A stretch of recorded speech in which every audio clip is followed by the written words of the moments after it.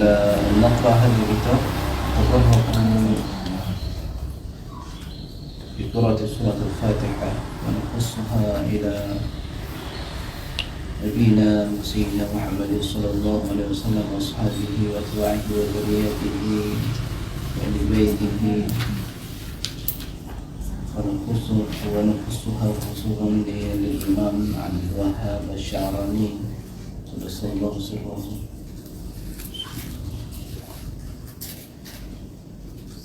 الفاتحة. أعوذ بالله من الشيطان الرجيم. بسم الله الرحمن الرحيم. الحمد لله رب العالمين الرحمن الرحيم مالك يوم الدين. إياك نعبد وإياك نستعين. اهدنا الصراط المستقيم صراط الذين أنعمت عليهم غير المغضوب عليهم ولا الضالين.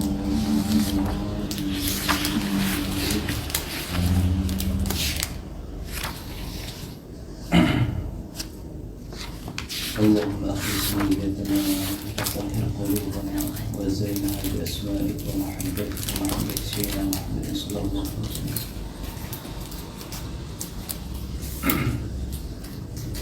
Sampai sekarang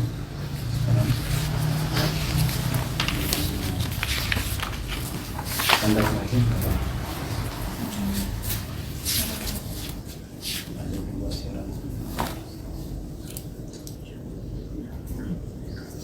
ini.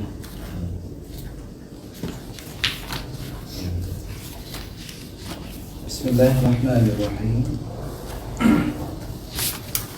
بسند المتصل إلى الإمام عبد الوهاب الشعراني قدس الله سره قال: ومما من الله تبارك وتعالى به علي حسن الظن بربي إذا قسى قلوب عباده علي وأطلق ألسنتهم بذنبي وكف لسانهم عن حمدي والثناء علي وأرجلهم عن السعي إلي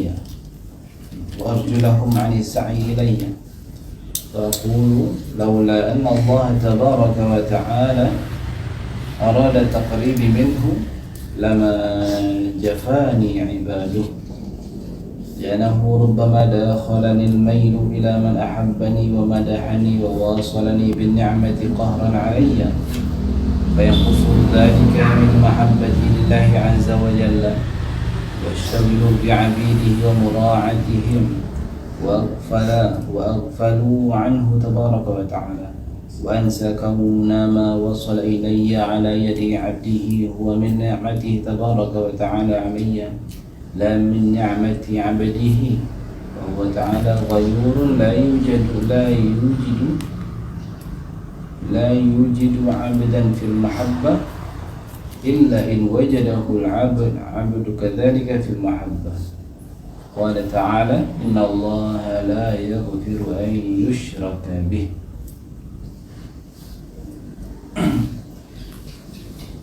Bab tentang tetap berbaik sangka kepada Allah ketika kita mengalami sikap keras, sikap tidak baik yang dilakukan oleh seorang hamba, para hambanya kepada kita, bahkan mencela, mencaci, menghina, merendahkan, kita menjadi objek buruk sangka orang, kita menjadi objek fitnahan orang, kita menjadi objek buah bibir orang.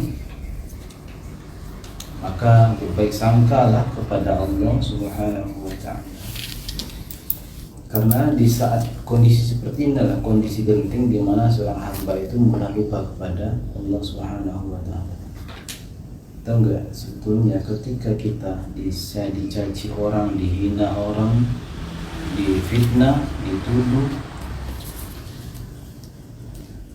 itu adalah momen-momen seseorang itu akan ketahuan sifatnya. Ini objek ya, ini si objek nih ceritanya, bukan si pelaku. Kalau pelaku itu udah jelas udah bermasalah. Objek yang difitnah, objek yang dibicarakan, objek yang disuuzoni,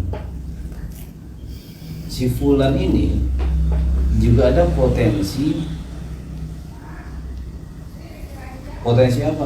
Potensi melupakan sisi kehambaannya ketika dia menjadi objek demikian. apa potensinya, apa tanda-tandanya ketika dia dihina, ketika dipuji, ketika dia dicaci, difitnah dan segala macam alamat-alamat buruk yang disampaikan kepada dia ingin membalas bahkan lebih brutal. Itu tanda memang ada sesuatu dalam dirinya, sama-sama bermasalah. Itu juga hikmahnya ketika Allah mengirim orang-orang yang suuzon mencaci dia. Bisa jadi untuk mencongkel, untuk membongkar sifat-sifat yang tadi. Tapi ada juga seorang hamba itu dia menjadi objek buruk sangka orang. Jadi yang berburuk sangka itu memaksa-maksa berdasarkan pemahamannya, oh ya si fulan ini seperti ini. Padahal nggak ada indikator kuat, nggak ada kenyataannya, tapi dituduh-tuduh, oh ternyata begini ya, oh benar nih, nah, itu sudah. Nah kemudian yang si hamba yang menjadi objek itu dia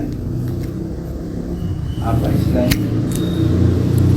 Ya seperti ini ya, seperti kitab ini sudah dosan pada Allah, mungkin iya saya begitu. Allah buat saja indikator bayangan, indikator yang layak membuat orang mencela dia. Indikator bayangan aja, enggak asli. Indikator bayangan aja. Akhirnya apa yang dilihat oleh orang sekitarnya? Kejelekannya. Ini jauh kan? Ya udah sukses misi.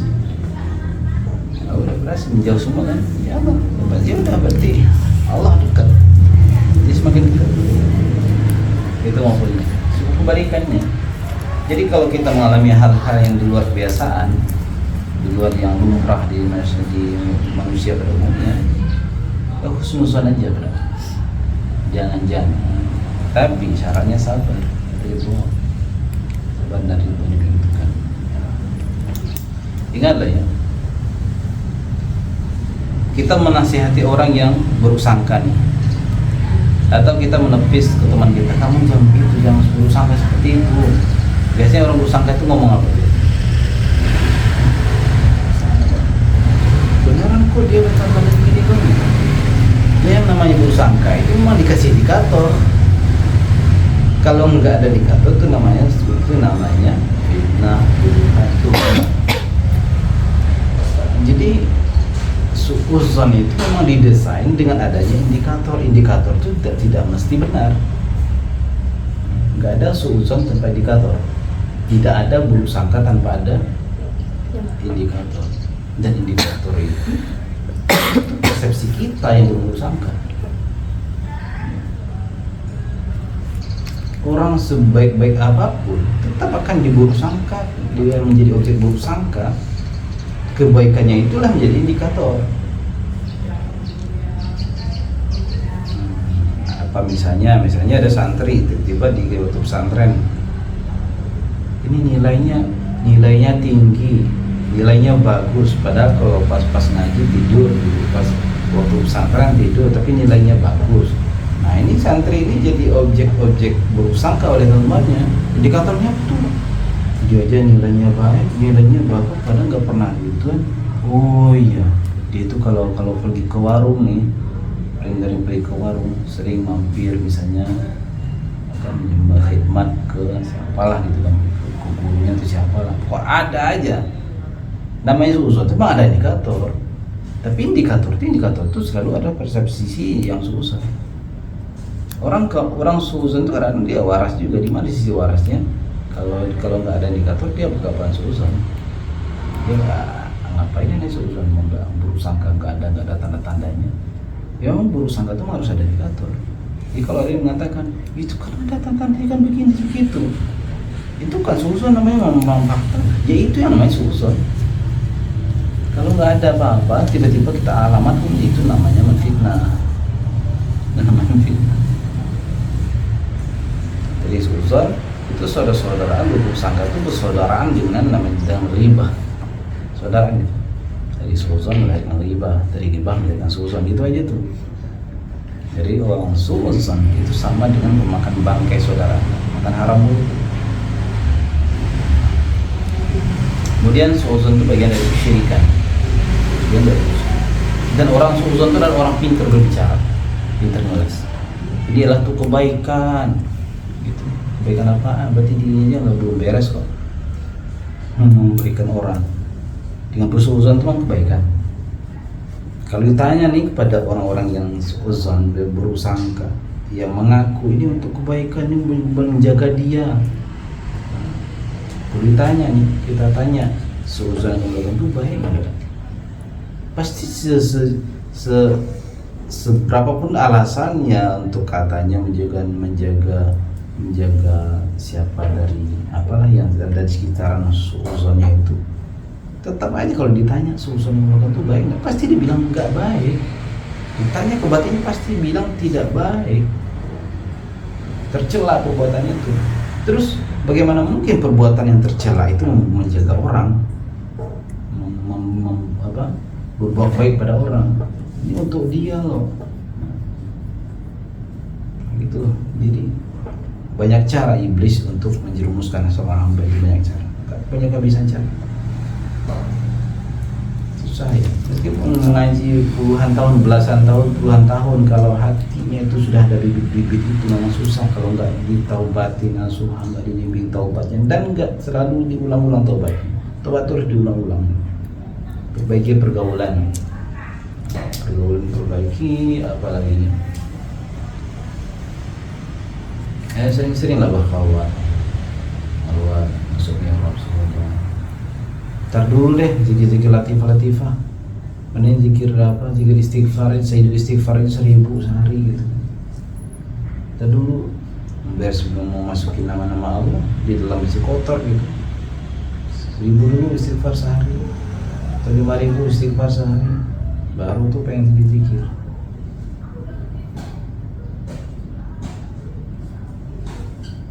Nah, itulah yang dialami oleh Imam Asy-Syahrani. Aku berkata, kalaulah bukan karena pendekatan yang Allah inginkan kepadaku, tentunya Allah tidak buat hamba-hambanya bersikap seperti itu kepadaku. Pintar-pintar lainnya. Ini teori nih, teori. Ketika prakteknya kita ngalaminnya belum tentu bisa. Ya deh, ntar kalau ada orang berurusan saya bilang aja, Masya Allah, Engkau inginkan apa ya Allah? Apakah Engkau ingin mendekatkan aku pada Engkau ya Allah? Jika iya, aku ridho ya Allah. Kan enak banget ngomong, tapi pas kita ngalamin bener tuh susah. Ngaji di ribat, mau sampai lupanan juga jadi ribat kalau nggak dicoba, susah. Mengaji musuh berapa kali pun suluknya nggak ada. Kalau Allah juga ingin kita. Kalau kerasa di kita, nah ini telinga terlalu lebar nih, suka. Kalau kita punya telinga terlalu lebar, seperti ada pemancarnya, senang gitu. Lihat itu enggak, lihat apa namanya? Lihat ada jenis binatang yang punya hidung panjang, tapi bukan gajah. Gajah ini suka itu ngeret-ret. Hidung. Ini hidung nih, bisa gini. Itu kalau bukakan pandangan mata, ini punya orang tadi seperti itu. Lihat di situ.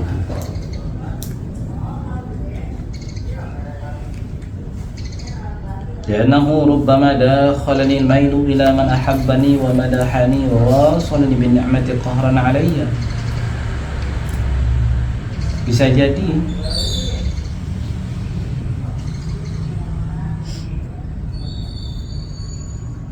ربما داخلني الميل إلى من أحبني ومدحني وواصلني بالنعمة قهرا علي. Bisa jadi aku malah cenderung, bisa jadi kecenderunganku kepada orang yang mencintaiku. Kita manusia itu cenderung suka pada orang yang respect sama kita kan. Coba sesekali respect pada orang yang gak suka sama kita, bisa gak? Sebab kalau kita suka pada orang yang respect pada kita, itu belum tentu kita itu dikatakan orang yang sofi, yang tulus, belum tentu. Masih mental lemah. Mental kuat itu adalah orang yang sanggup respect terhadap orang yang tidak baik padanya, itu baru strong, orang yang kuat. Tapi kalau respect kepada orang yang memang cenderung pada kita, itu biasa-biasa aja.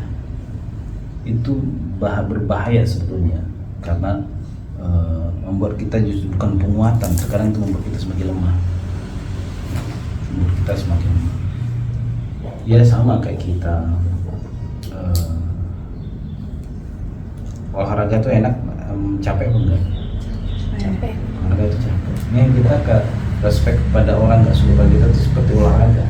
Sementara kita respect pada orang yang memang suka kita itu seperti kita yang dia sedang berbaring usah-usah terus, mau dia lupa makan, lupa minum, lupa olahraga, ini kita tertidur kayak dimanja gitu ya. Padahal itu melemahkan kita.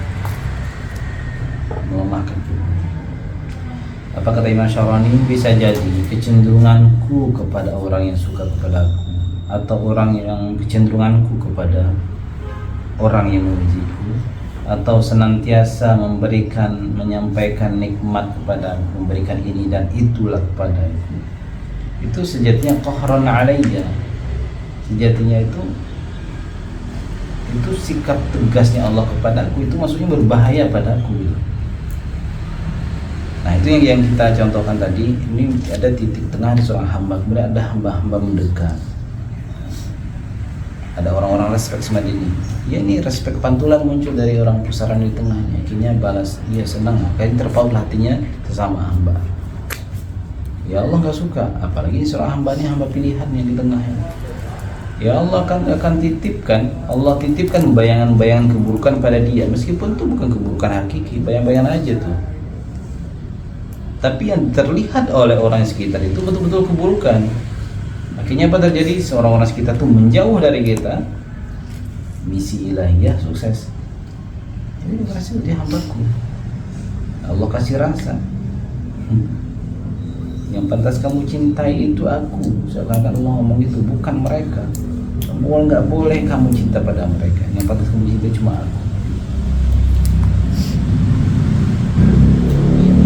Gimana rasanya misalnya kita yang terpaut hati kepada makhluk, lalu bermunajatlah malam-malam, masuklah ke mihrab, berzikirlah, kemudian ngomong bermunajat mahabbah, munajat mahabbah namanya.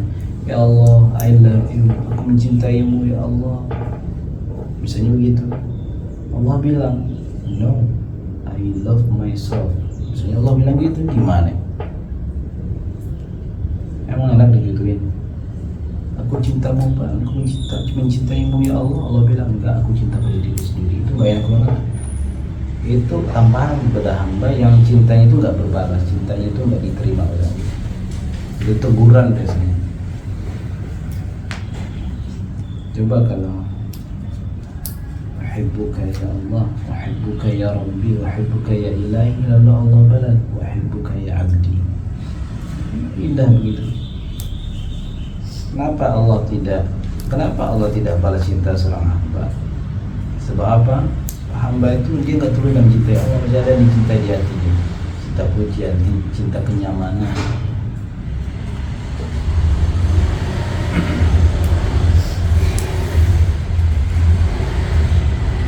Fayanqusu dzalika min mahabbati lillahi tabaraka wa ta'ala. Akibatnya apa? Karena aku cenderung memiliki kecenderungan kepada cinta manusia, pujiannya, nikmat yang terus diberikan oleh manusia itu membuat cintaku pada Allah semakin kurang. Wa ashtaghilu bi'abidihi wa mura'atihim. Akhirnya aku sibuk dengan hambanya. Akhirnya aku sibuk untuk memantau-mantau bagaimana ya nanti ya mura'atihim. Nanti aku dipertimbang, nanti aku diajak, nanti aku gitu-gitulah. Sibuk dengan gerak-gerik orang untuk kepentingan dirinya, sibuk dengan gerak-gerik hamba untuk kepentingan diri. Ini ujian juga bagi misalnya dalam satu komunitas ketika dia tidak dianggap. Jadi dia membaca gerak-gerik sekitarnya, saya dianggap nggak ya? Saya dianggap nggak ya? Kenapa sih saya nggak dianggap? Nah berarti dia pengen eksis. Berarti dia pengen eksis. Atau memang ada masalah gitu kan, bisa jadi kan? Ada masalah. Bisa jadi kelompok-kelompok yang lain itu memang sedang mengamalkan ada sebuah amalan jika melihat sesuatu yang buruk, itu mah harus dihindari. Jangan-jangan dari sisi orang lain sedang mengamalkan itu, dari sisi kita ya muhasabah. Tujuan muhasabah nanti apa? Supaya bisa merasakan sejatinya Allah ingin apa pada diriku nih. Oh, Allah pengen dekat ya, gitu. Wa washtaghilu bi'abidi wa mura'atihim, akhirnya aku sibuk dengan hambanya, sibuk melihat gerak-gerik mereka. Kapan ya dimujiku, kapan ya aku digini-gini diajak lagi. Wa ghfalu anhu tabaraka wa ta'ala, akhirnya aku lalai dari Allah Subhanahu wa ta'ala. Wa ansa kauna ma wasala ilayya ala yadi 'abdihi huwa min ni'mati tabaraka wa ta'ala alayya, dan aku pun akhirnya bisa lupa apa saja nikmat yang sampai kepadaku melalui hambanya, itu sejatinya dari nikmat Allah juga loh. La min ni'mati 'abdi, bukan dari nikmat hambanya. Jadi kecenderungan tadi itu bisa membuat kita lupa kepada Allah. Ini nikmat nih, dia diberikan, dipuji misalnya oleh hamba, itu bisa melupakan kita kepada Allah. Bahwa ta'ala ghayur, Allah ta'ala itu benar-benar pencemburu. La yujidu 'abdan fil mahabbah illa wajadahu al-'abdu kadzalika fil mahabbah. Tidak boleh melihat ada cinta pada seorang hambamu pada yang lain, melainkan Allah pun harus lebih daripada itu. Allah pun gimana sih cemburu? Pernah cemburu nggak? Mesti pernah cemburu mesti. Bisa gitu. Cemburu itu kan apa yang kita sukai, apa yang dimiliki oleh orang lain. Ada sosok yang kita sukai, kita nggak suka sesuatu yang didapetin oleh orang lain gitu. Gimana? Cemburu itu sakit tapi seneng gitu. Iya. Sakit apa sakit? Sakit apa seneng? Takut puji berapa ya? Pernah cemburu? Tadi bilang punya lagi.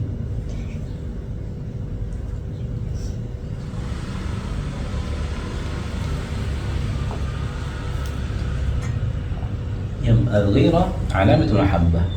Cemburu itu memang tanda cinta. Cemburu tanda cinta.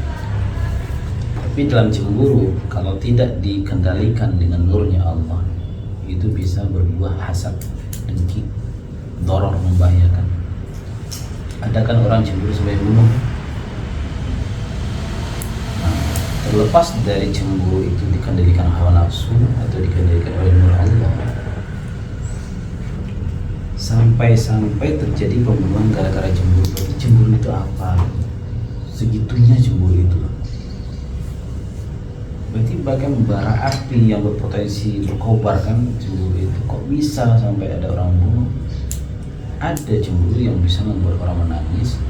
Ada cemburu yang membuat orang sampai nggak karuan, guling-guling gitu kan, kambing guling. Ada juga orang cemburu ngambek, macam-macam lah ekspresi cemburu itu. Berarti cemburu itu sebuah pusaran yang luar biasa, karena ekspresinya bisa beda-beda. Sesuatu punya ekspresi banyak, berarti ada sesuatu tuh apa, gimana bisa membahas ya. Kalau rasa itu dia susah ya, susah dijelaskan. Coba gambarkan gimana rasanya.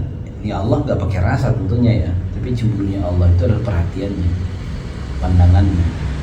Allah nggak pakai perasaan. Ini gimana sakitnya Allah cemburu, nggak bisa begitu. Yang sakit lagi cemburu itu kita.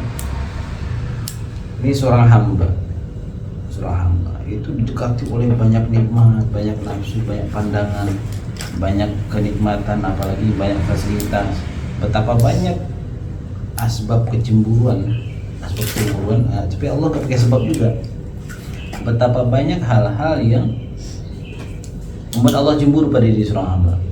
Kalau manusia sama manusia hanya cemburu karena satu sosok yang mendekati dia. Ini si A suka pada si B, ya kan? Kemudian ada satu orang aja yang mendekati si B ini, si C. Satu orang aja itu udah membuat si A kelimpungan. Itu baru satu loh. Bagaimana dengan Allah Subhanahu Wa Taala? Satu hamba itu banyak sekali yang Allah cemburui apa nikmat yang diberi oleh si hamba, belum lagi hal-hal yang si hamba sukai, belum lagi hal-hal dilihat oleh si hamba. Banyak, pokoknya segala macam fasilitas apapun yang dijalani yang ada di sekitar si hamba menumpuk pada di seorang hamba, itu semuanya Allah cemburui. Kalau manusia cuma ada satu doang, udah segitu rasanya cemburu. Jadi sebetulnya kalau seorang hamba cemburunya itu adalah lillah, karena Allah, cemburunya cemburu ruhiyah, ya apa? Jika seorang hamba itu cemburunya cemburu karena ruhiyah, itu justru cemburu yang membuat dia semakin dekat kepada Allah Subhanahu Wa Taala, semakin sadar bahwa betapa rahasianya diri seorang hamba ini.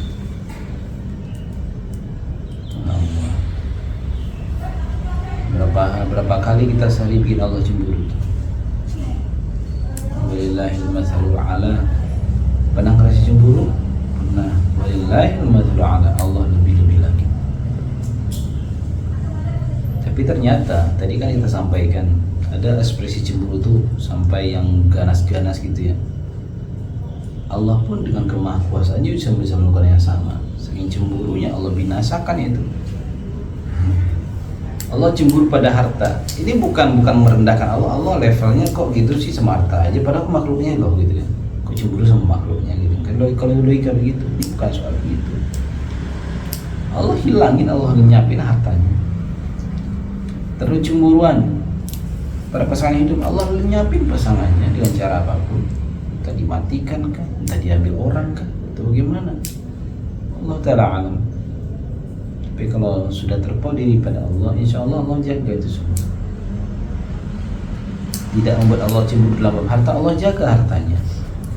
Tidak membuat cemburu dalam hal pasangan, Allah jaga pasangannya. Gitu aja cara-cara Allah itu. Yang penting jangan nanti masukkan ke hati aja udah. Sampai masukkan ke hati sedalam-dalamnya dijadiin bahan zikir lagi. Jangan, Allah suka. Mal harta, mal. Meskipun kita duduk berzikir begini, tapi otak kita memikirkan itu udah menjadi bahan zikir namanya. Pasangan lah, calon pasangan lah, nggak usah jadi bahan zikir kita. Cuma jadi nggak jadi. Nggak usah jadi bahan zikir dan bahan fikir. Santai aja. Tapi amanah, tapi apa masalahnya amanah apa? Tetap jaga adab, tetap jaga akhlak dalam bab ini.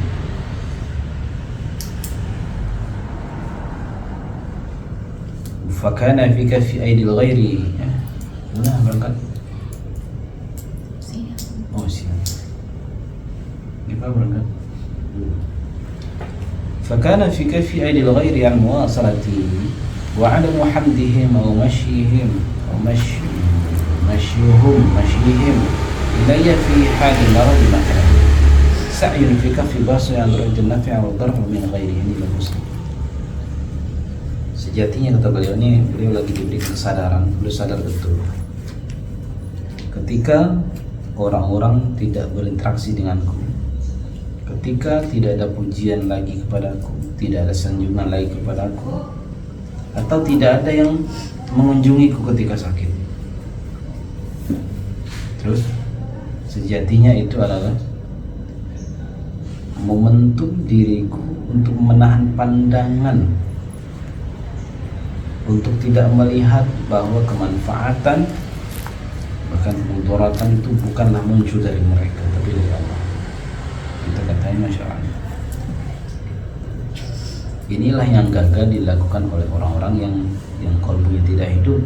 Ketika dia dijauhin, dia galau. Ketika dijauhin, dia terluka. Padahal ada mutiara di balik itu kalau dia sadar aja bahwa Allah yang dekat. Allah lagi pengen dekat, tidak dipuji lagi. Nah, dia merasa ilfil, merasa kurang, terluka. Berarti gagal bertuhan namanya. Gagal bertuhan, gagal membaca gerak-gerik Tuhan. Cobalah kalau hidup itu segala-galanya tentang Tuhan gitu kan. Allah, ini perbuatan Allah. Ini interaksi Allah dengan diri. Coba kamu mudahkanlah lisan kita, qalbu kita untuk connect langsung pada Allah. Itulah namanya muhadatsah ruhiyah itu. Muhadatsah ruhiyah apa? Dialognya ruhani, kesadaran kita. Bukan apa dulu ketemu dengan Tuhan melihat ini, itu bukan, itu hanya misali namanya. Fajtabi'u qalbi alaihi ta'ala. Akhirnya apa terjadi ketika aku sudah memandang, sudah memutus pandangan, oh ternyata memberikan manfaat itu bukanlah mereka. Fajtabi'u qalbi alaihi ta'ala, akhirnya terhimpunlah qalbuku kepada Allah subhanahu wa ta'ala. Fa'ufriduhu bil mahabbah, aku jadikan cintaku hanya satu-satunya untuk Allah subhanahu wa ta'ala. Qala ta'ala, jubilatil qulubu ala hubbi man ahsana ilaiha. Cenderungnya hati itu memang kepada yang berbuat baik kepadanya. Kalau kita tidak pernah merasakan berbuat baiknya Allah pada kita, gimana kita bakal cinta pada Allah? Ya. Kalau kita tidak bisa pernah merasakan Allah berbuat baik pada kita, kita tak akan pernah kita cinta. Pelajaran juga begitu. Siapapun yang pernah merasakan cinta di hati, lagi jatuh cinta nih, ya, jatuh cinta, semestinya itu merasa itu sinyal supaya apa? Coba engkau rasakan itu, terasa seperti itu kepada Allah. Jangan hanya mentok di diri kita aja. Rasa suka sama si Fulan, ada di si B, mentok di sana itu rugi kita. Sayang. Rasa cinta itu kadang hal. Rasa itu namanya hal kondisional. Nggak bisa dijemput itu rasa. Nah, karena dia datangnya seperti itu, maka manfaatkan momentum ketika rasa itu datang, cemburu datang, cinta datang. Manfaatkan rasa itu untuk dikembalikan kepada Allah. Jangan kita meminta-minta apa? Kapan cinta itu datangnya? Supaya kita semacam gitu. Itu bisa nggak datang. Karena cinta itu bersifat hal, ahwal, momentum. Manfaatkan sebaik-baiknya. Jubilat al-qulubu ala hubbi man ahsana ilaiha. Hati itu memang cenderung suka kepada orang yang berbuat baik kepadanya. Zada fi riwayat wa bughdi man assa'a ilaiha. Sebagian riwayat lain, ini hadis tadi ya. Apa sambungannya?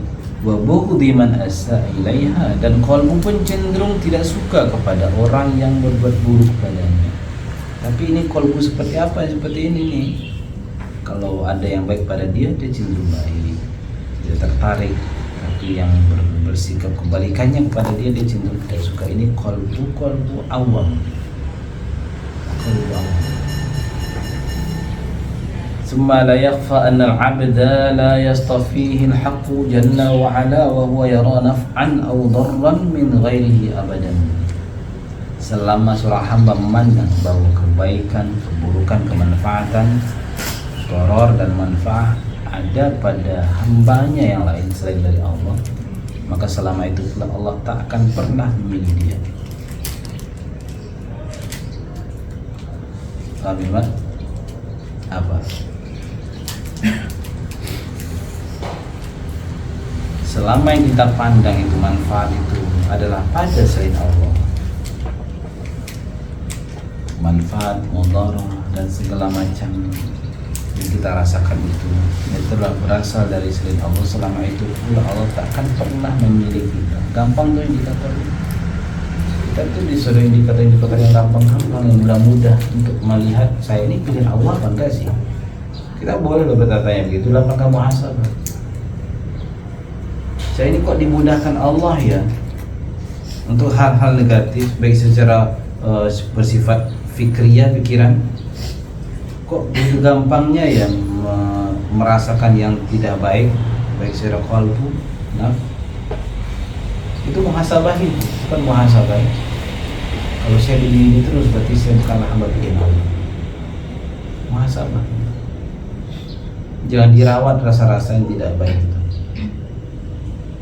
itu itu nggak bisa ditutupi dengan kata-kata zahir. Itu bisa terdeteksi, bisa kelihatan oleh sebagian wali misalnya, bisa kelihatan.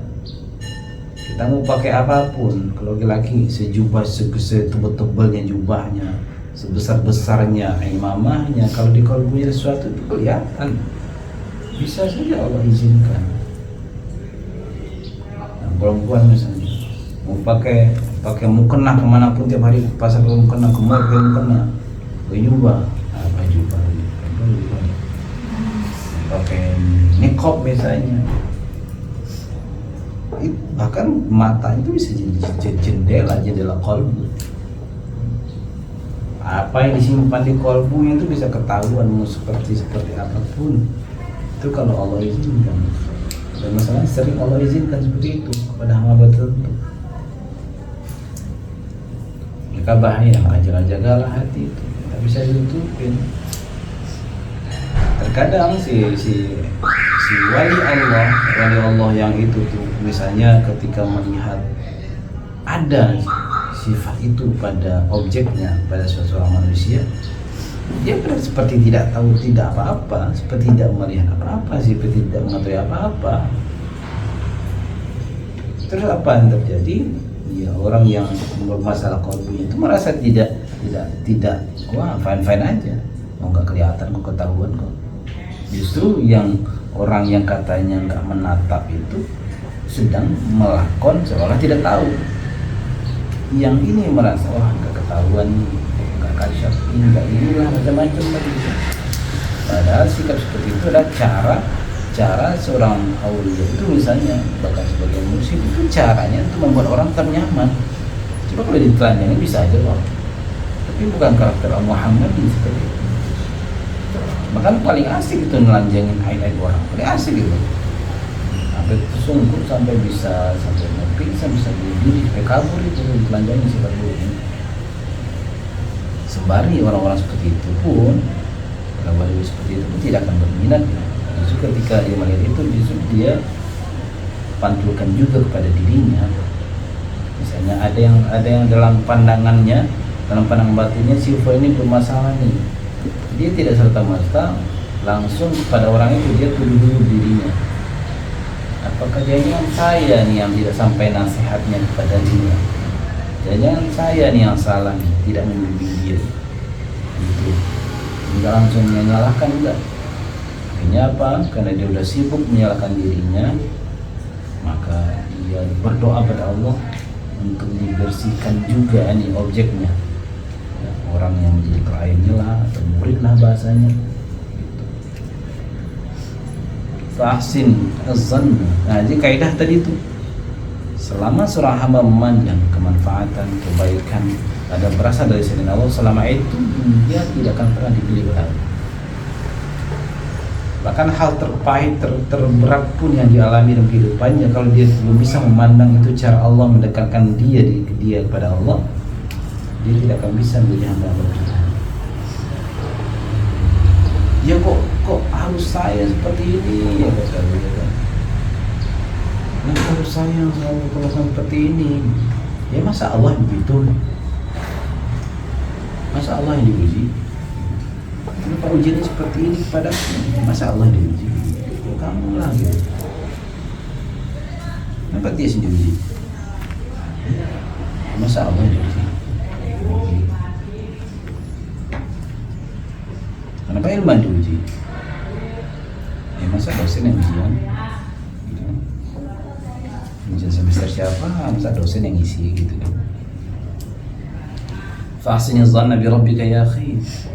Berbaik sangkalah kepada Tuhanmu wahai saudaraku. Wanzur ila man huwa nazir ilaika. Pandanglah siapakah sejatinya yang menatap itu. Wa qabil ala man huwa muqbilun alaika. Menghadaplah kepada siapa yang sejatinya menghadap kepadamu. Wa ahbib man yuhibbu. Cintailah zat yang senantiasa cinta kepadamu. Cintailah zat yang sejati mencintaimu. Wa'ti yadaka liman yanshiluka min saqtatika fil wahl. Berikanlah, ulurkanlah tanganmu kepada orang yang, kepada zat yang selalu memberi berikan genggamannya ketika engkau akan jatuh. Wa yukhrijuka min zulmatil jahl, yang mengeluarkanmu dari zulumat kejahilan. Wa yunjika min waraqatil halak, dan menyelamatkanmu dari kecelakaan. Wa yutahhiruka min najis, dan membersihkanmu daripada kotoran-kotoran najis-najis.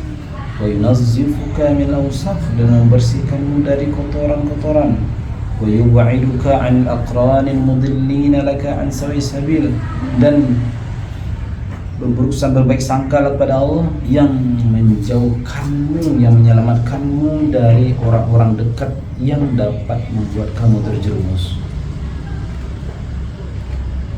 Min syaitanika wa hawaka, siapa saja syaitanmu, wa hawaka, dan nafsu hawa keinginanmu, wa khillanika minal juhal, teman-teman yang sejatinya bukanlah teman tapi teman-teman yang juhal, jahil. Al-qutta li tariqillah, yang kerjaannya memutus kita dari Allah Subhanahu wa taala. Al-hailina bainaka wa baina kulli syai'in yanfa'uka, dan mereka-mereka yang menghalangimu dengan sesuatu yang justru bermanfaat kepadanya, menghalangi kita.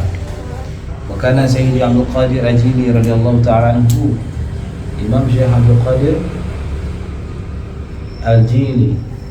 Al-Jilani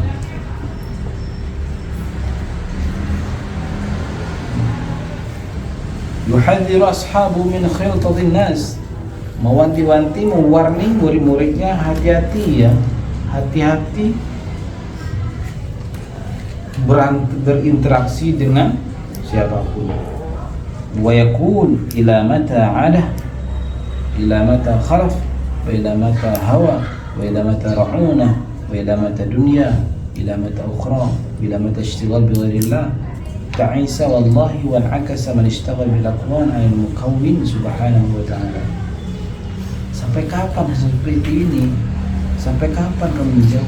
Sampai kapan kecenderungan seperti ini? Sampai kapan donda-donda seperti ini? Sampai kapan dunia ini? Sampai kapan yang lain-lain? Akhirat ya. Bagaimana yang sibuk dengan ini? Sampai kapan sibuk mulu selain dengan selain Allah?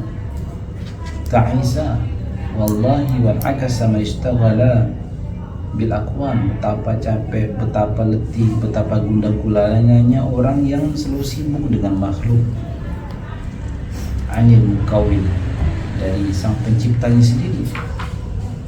Fatadarraj ya akhi fi qat'il alaiq syai'an ba'da syai'an, maka mulailah bertahap wahai saudaraku. Nah, kata beliau, bertahap, nggak bisa spontanitas, bertahap. Tadarraj, tapi apa tanda-tandanya kita sedang menjalani tahapan-tahapan itu? Mulai ada tekad dulu. Kalau tidak ada tekad, jangan ada kata kita sedang bertahap, karena ketika kita mulai tahapan itu nikmat.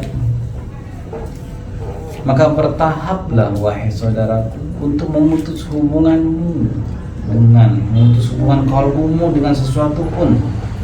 Washkur rabbaka tabaraka wa ta'ala, senantiasa bersyukur, berterima kasihlah kepada Allah Subhanahu wa ta'ala.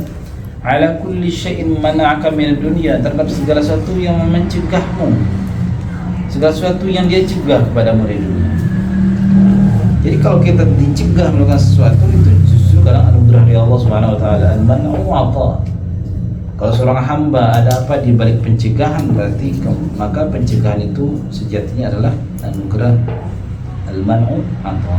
Hakikatnya adalah ketika dia dilarang, itu adalah 'atha, pemberian.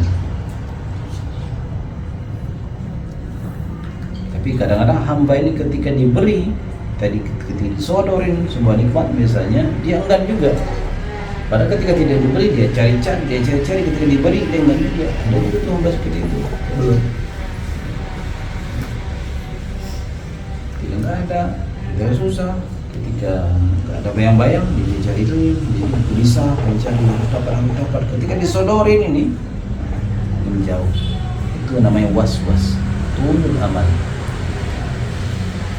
Bi'ayyi ala'i rabbikuma tukadziban, nikmat mana lagi ya Allah yang nikmat Allah mana lagi yang kau dustai. Wallahu subhanahu wa ta'ala yatawalla huda. Allah subhanahu wa ta'ala beliaulah yang akan membimbing perjalanan kita dalam memperoleh petunjuknya. Walhamdulillahi rabbil alamin. Itu kesimpulannya apa? Apapun yang terjadi pada diri kita, baikkah atau lebih banyak pahitnya, tetaplah berbaik sangka kepada Allah. Jangan doa Allah memang ingin kita dekat kepadanya. Dan itu sudah dipastikan. Kita mukmin nih, kita muslim, kita mukmin insya Allah. Terus mengalami hal seperti ini, itu nggak ada yang lain. Itu pasti salah satu cara Allah mendekatkan diri si hamba kepadanya. Itu sudah semacam sunatullahnya lah gitu. Tapi sebaiknya kalau kita tidak bisa mengambil sisi positifnya, memang kita membatas seperti digituin, membatas digituin. Wallahu ta'ala Allahumma faqihna fi din wa alimna ta'awud. Allahumma ahyi qulubana wa nawwirha wa zayyinha bi asma'ika wa mahabbatika wa mahabbati nabiyyika sayyidina Muhammadin sallallahu alaihi wasallam. Allahumma tahhir qulubana min su'i dhann wa zayyinha bi husni dhann wa li'anna 'indiyyataka 'inda husni dhanni 'abdika bika ya Allah ya arhamar rahimin. Rabbana atina fid dunya hasanah wa fil akhirati hasanah wa qina adzaban nar. Subhana rabbika rabbil izzati amma yasifun wa salamun 'alal mursalin walhamdulillahi rabbil alamin. Sallallahu rabbuna ala